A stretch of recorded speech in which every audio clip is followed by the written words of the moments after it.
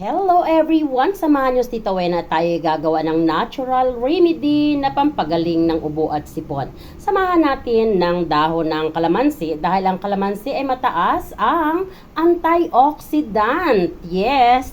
At ang bawang naman ay mataas po ang free radicals na para ma-stop ang anumang karamdaman na dadapo sa atin. Ayan, ilalagay lang natin yan sa mainit na tubig na bagong kulo. Mataas din po ang antioxidant niyan at mataas ang anti-inflammatory and antibacterial para malabanan ang ating ubo at sipon, para tayo ay gumaling. Ganon din ang luya. Ang anti-inflammatory and antibacterial ng luya ay napakagandang combination sa bawang para tayo ay gumaling. Yes! At meron din nga pala tayo ditong kalamansi para naman vitamin C to boost our immune system. And yes, ang ating kalamansi ay isasama na lang natin ang kanyang balat. Ganyan. I-squeeze lang natin. And ganyan. At isama natin ang balat. Ayan. Dahil yun pong oil ng kalamansi, yung balat niya, mayroon siyang natural oil na napakataas ng antioxidant. Ayan. So, ilagay na natin yung ating luya. Ilagay na rin natin yung ating bawang.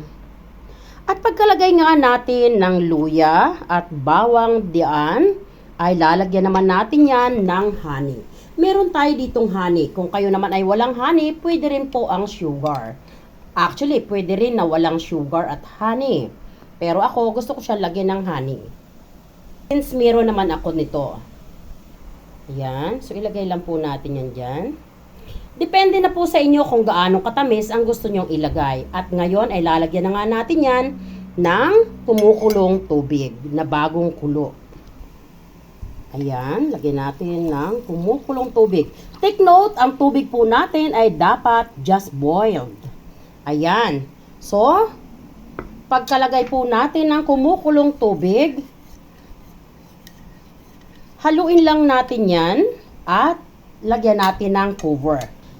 Lagyan po natin ng cover na aluminum or porcelain na ganito. Huwag nating lalagyan ng cover na plastic kasi yung plastic ay magkukause pa ng another sickness sa ating kalusugan. So, tatakpan lang po natin yan ng about 10 to 15 minutes and pwede na nating i-consume. Yes, ayan. Pwede rin po na pagkalagay natin yan ay inumin na natin. Pero ako, mas gusto ko kasi na masuk muna yung mga ingredients, bawang, luya, kalamansi at honey. Gusto kong ma-blend siya all together in yung juice ng bawang at luya and kalamansi. Gusto kong ma-blend siya properly all together para ma-benefits ng katawan ko. Yes. Siyempre, mas ma-i-squeeze kasi yung ating mga luya at bawang kung mas matagal siyang nakasuk. Yes. So, ayan. Patapos nga po na makubera natin ng 10 minutes ay ito na ang ating kinalabasan ng ating home remedy para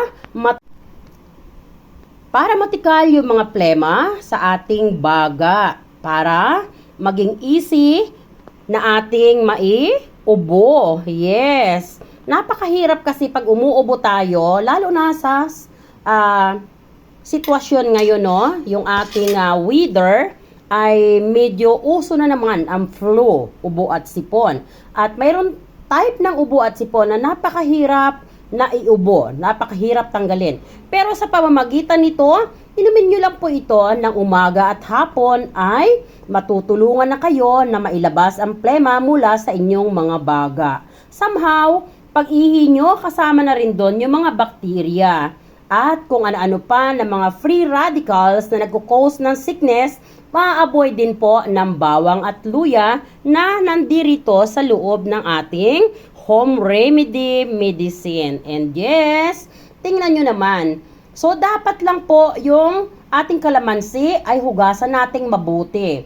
And as much as possible, dapat ay fresh. Para naman, pag isinama natin yung balat diyan, ay yung benepisyo niya, mabibenefits ng ating inner circulations. And yes, actually inside and out. Kasi yun pong oil ng ating kalamansi na natural oil sa kanyang balat ay napakataas din po niya na vitamin C and antioxidant para i-stop yung mga free radicals na nagko-cause ng inflammation and kung ano-ano mga sickness sa ating body circulations.